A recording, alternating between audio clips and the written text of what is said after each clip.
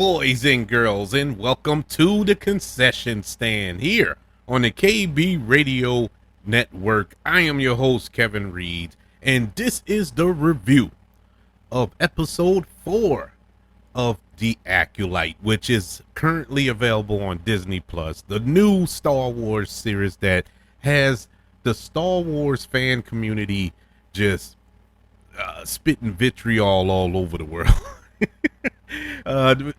The Star Wars community can't stand this show, and I can understand this episode, but I didn't understand the other episodes. I actually liked them.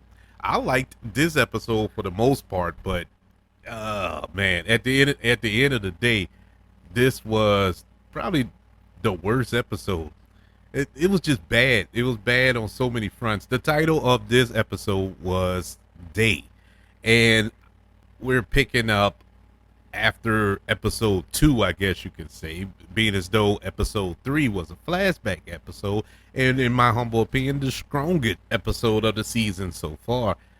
This episode 4, we travel to Kofar, I believe the name of that planet, where we get the Wookiee Jedi, Cal Naka, and I was excited to see what Cal Naka is all about. A Wookiee who's a Jedi. I was super excited for that.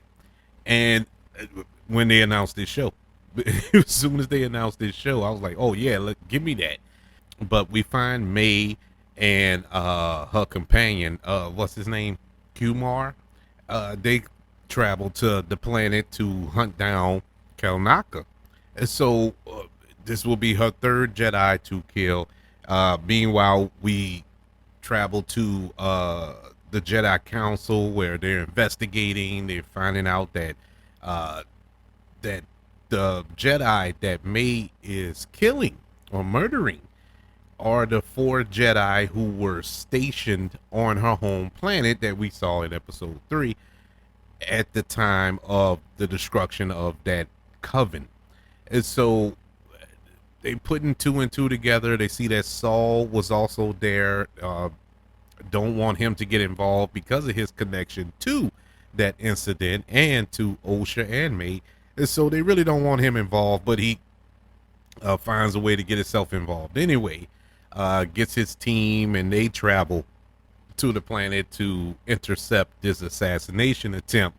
And in the meanwhile, you have Osha. She goes with the Jedi. Now this is where the episode is just, I mean, it's a complete turn.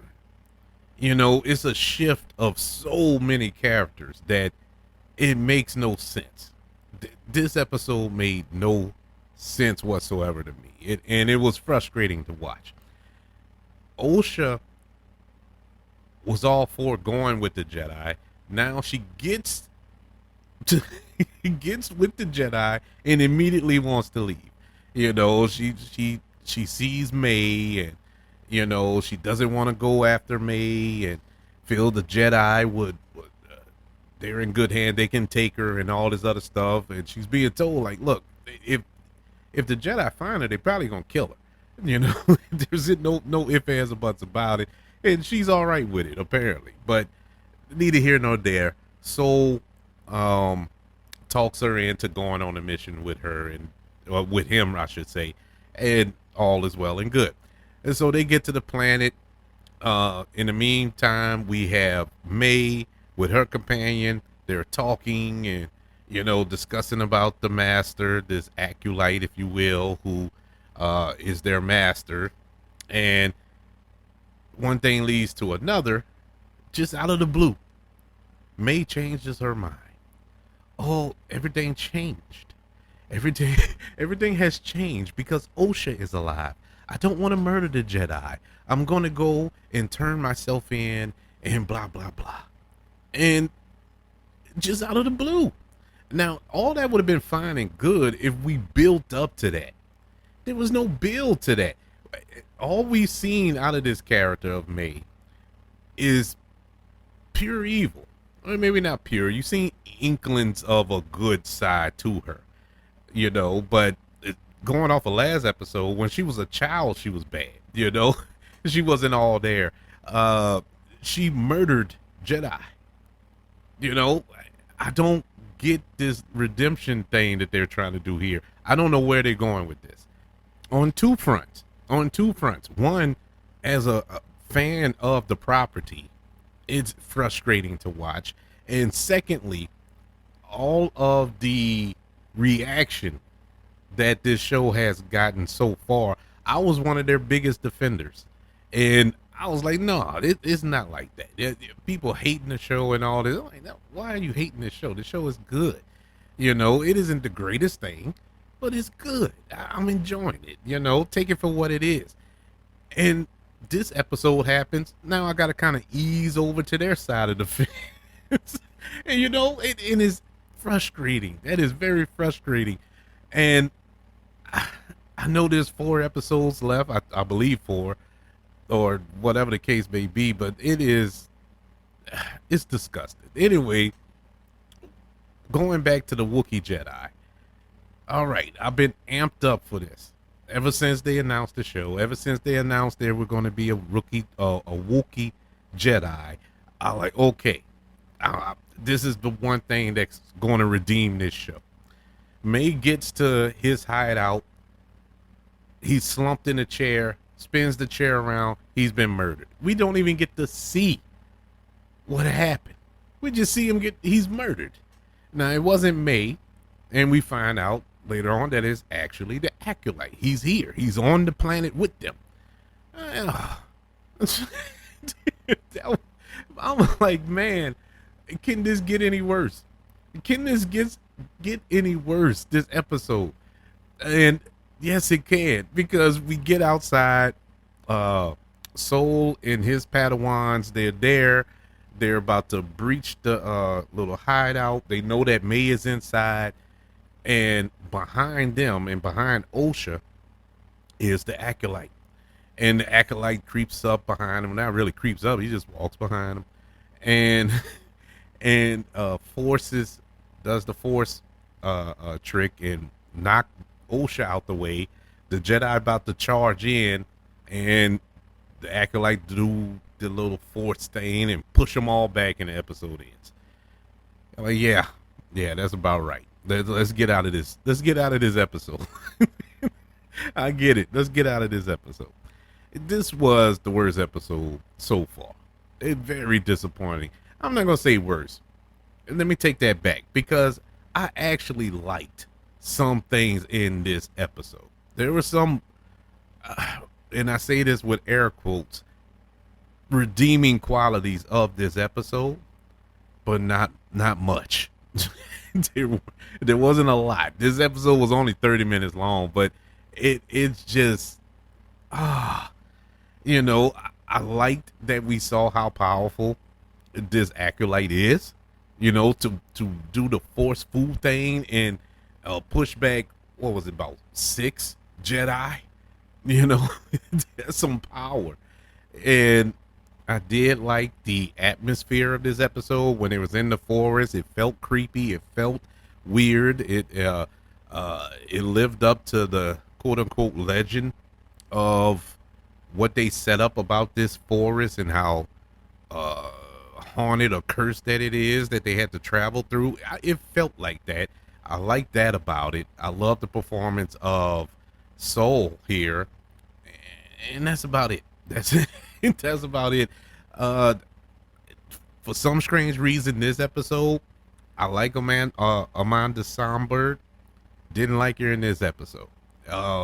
She's playing 2 characters, and the first 2 episodes, you can kind of differentiate the 2, and she did a good job. Not in this episode. They felt like the same person. They felt like the same, even though technically it is, but it felt like the same person. I didn't know if it was May or Osha in particular scenes. The writing in this episode was pretty bad. You know, it wasn't all that good. Like I said, the story just didn't work as far as the turn, you know, the shift in character development here. It's a TV show. Now, if it was a movie, you can kind of accept it because you only have 2 hours to work with to get a story across. It's a TV show here. You have, what, 8 episodes to deal with here? You know, you could You can take your time and flush a story out. There wasn't they rushed through this. This episode felt rushed, and not in a good way. It's just because we have too many answers. I mean, too many questions that need to be answered, and now you have more. Every episode thus far has just built up more questions than answers, and I was all right with it the first couple of episodes because I knew we had time. But now we're at the midway point of this season, and we haven't answered anything other than the fact that we know that OSHA isn't the murderer. That's the only thing we know. And as it stands right now, I'm not 100% with that. I'm going to be real with you. I'm not 100% certain that she isn't. And I know what you're going to say. Well, how? Because she stood right in front of the Acolyte, and they was in two places at the same time. Look, how the Force works and the way that not only this show, but other Star Wars shows have deviated from the source material, nothing would shock me that she could project herself or whatever the case may be. You know, it's just weird. It's weird how this show is shaping out, and there's a lot of potential here. That's why I was never the one of those who was like, "Oh, this show is trash. Oh man, this is garbage," and all this here. I never was on board with that the first 3 weeks of this season, but now, now you're heading to that territory. Now I'm not throwing the baby out with the bathwater. It's just one episode. It could ramp up. It could ramp up, but I think there could have been a better way to direct this episode, to write this episode, because it just didn't work. It just did not work to say this was the quote unquote mid-season finale here. We're in the midway point, and that's how you leave us. I'm assuming next week, okay, we're going to have the fight between the Acolyte and the Jedi and Saul. So that's interesting. I like that was set up. Okay, that's interesting. So that's keeping me engaged. Let's see what happened next. I'm cool with the cliffhanger aspect of it all. That's fine. It just came so abruptly. You know, this episode was way too short. Way too short. Maybe it should have been a 45-minute long episode, if not an hour. Maybe Disney Plus mandated them to have 30-minute episodes. I don't know, but it wasn't enough time. This just felt like a particular episode that was cut for time. It felt chopped up. It felt like there was a lot on the cutting room floor that belongs in this episode that we didn't get, because the writing so far, whether you like the show or not, the writing has been pretty consistent. It's been pretty good, you know, dialogue heavy. It's moving the story along in digestible bites, you know. It's not too convoluted. It felt like Star Wars, to be honest with you, in my humble opinion. But this one was out of the box. This was not a good one. Interesting, had interesting pieces, but you put them together and you got a pretty episode of The Acolyte. But that's just my opinion. What's important is yours. How do you feel about The Acolyte? Now, I already know how it's going to go, because the episodes that were good got vitriol in the comments and everything. So I can't wait to see the comments on this episode. And look, we could agree, we could disagree. That's fine. I'm not here to judge. If you like the show, you like the show. If you don't, you don't. And I can understand. That's why I never respond to them, because I get it. I understand why you feel the way you feel. You know, I can see where people get to come to the conclusions that they come to who dislike the show. I get it. But I just wasn't feeling it then. I'm feeling it now, though. But I want to know, how do you feel about this episode? Or have you checked out on The Acolyte? Are you like, man, I've seen enough? I would love to know. Email the show, kbradiopodcast@gmail.com. You can also Search for this show on all social media platforms. Just search for the KB Radio Network. Also, everybody, don't forget about YouTube. Subscribe to the YouTube channel, the KB Radio Network, and like this video if you don't mind. Don't forget about the 5 stars, the reviews, or sharing this show. If you're listening on Apple Podcasts, Spotify, iHeartRadio, wherever you are currently listening to the concession stand here on the KB Radio Network. Everybody, thank you for joining me for this review of The Acolyte episode 4 entitled Day.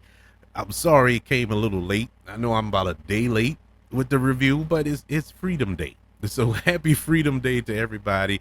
I want you all to know that I love you. Continue to love everyone. And until we speak again, you all be blessed.